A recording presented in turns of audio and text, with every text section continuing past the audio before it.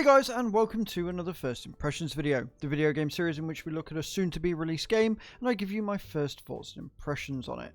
Today we're looking at Lacuna, which is a 2.5D 8-bit style RPG. It's an interesting one that I don't really know what it's doing just yet.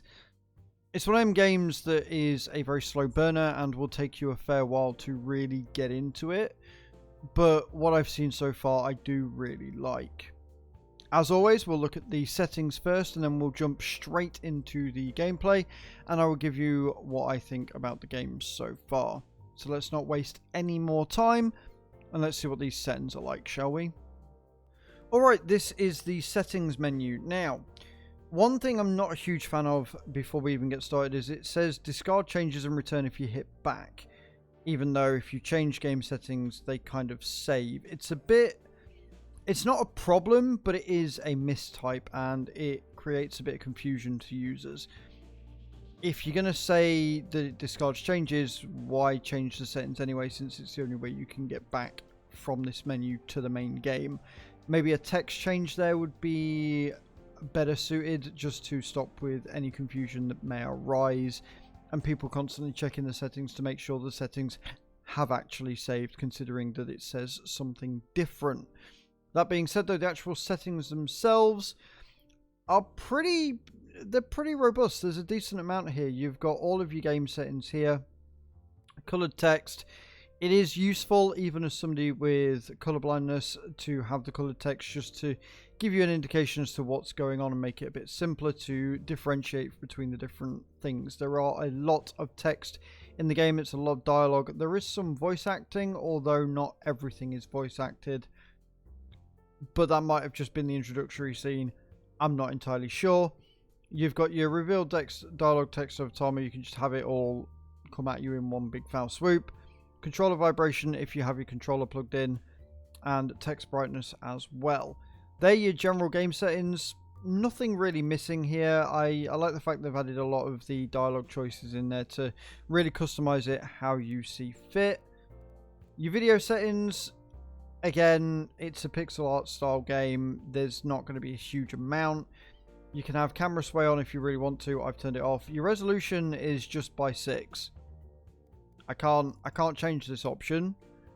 I don't know whether that's because full screen. Right, so if you don't have it on full screen, you can change your resolution all the way up to 6, but 6 is the maximum. We're going to keep full screen on because I don't want it to break. Camera sway, like I say, particles and reflections. Honestly, the fact that we've got reflections in a game like this is pretty damn impressive.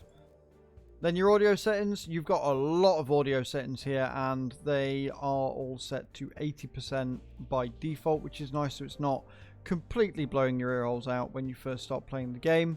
Voiceover language and voiceover subtitles as well. All in all, pretty damn impressive menu for a game like this. It is also worth noting that with the copy of the game I actually got the soundtrack as well, and funnily enough, the soundtrack is larger than the game itself. The soundtrack is about a full gig, whereas the game itself is only about 577 megs.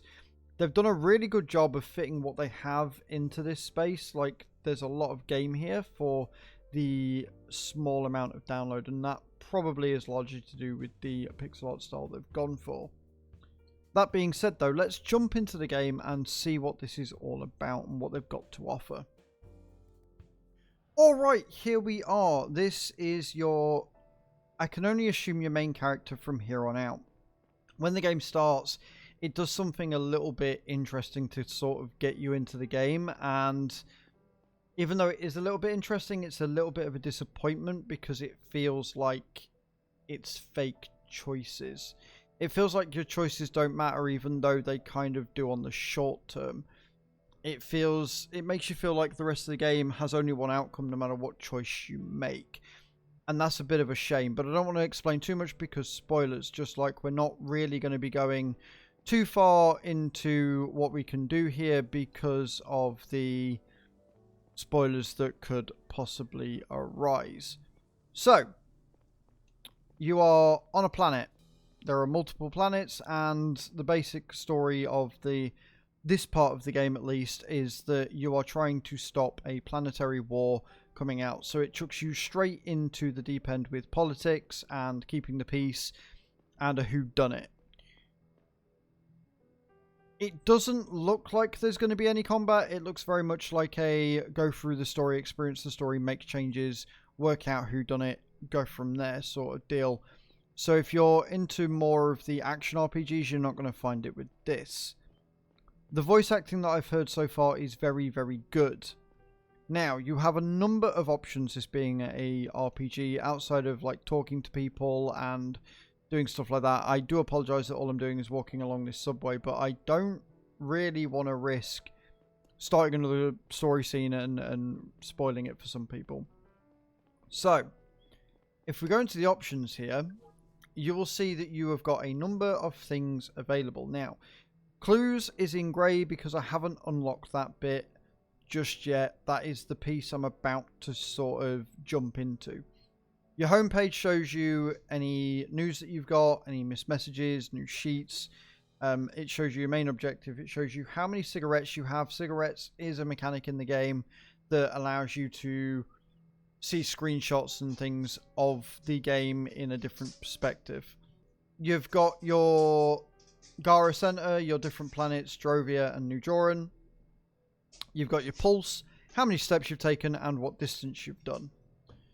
You've then got your news segments, and this shows you some interesting bits, and it's a fair amount to read, but it can give you a certain amount of depth to what you're going to need. You've got emails that you've received as well. You've got sheets. Now, sheets are essentially like a test. It does introduce sheets to you in your tutorial, and I don't quite know how they're going to sort of be incorporated into the entire game, whether that's going to be how you put in a report for the whodunit or not. Clues, like I say, we haven't got yet. Logs. This is really interesting. So you've got every conversation you've ever had with anybody at all. The entire log.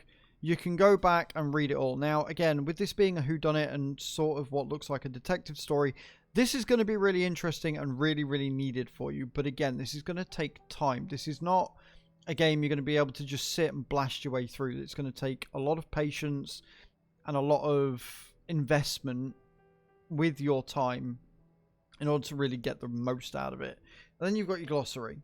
Glossary shows you the factions, people, solar system. It shows you everything that the game has to offer that you have discovered so far. And then, yeah, you basically go through, you figure out the story, you figure out what's going on, and I'm assuming you try and basically avoid a planetary war. It's a really interesting concept, and honestly, I like it a lot. But again, it's going to be down to whether this is your type of game. If you're into a big, heavily lore-filled, political mess of a game, this is going to be the game for you. If you're into more of your hack and slash RPGs, probably not. But thank you very much for watching, guys, and I hope to see you all next time. Ciao, ciao.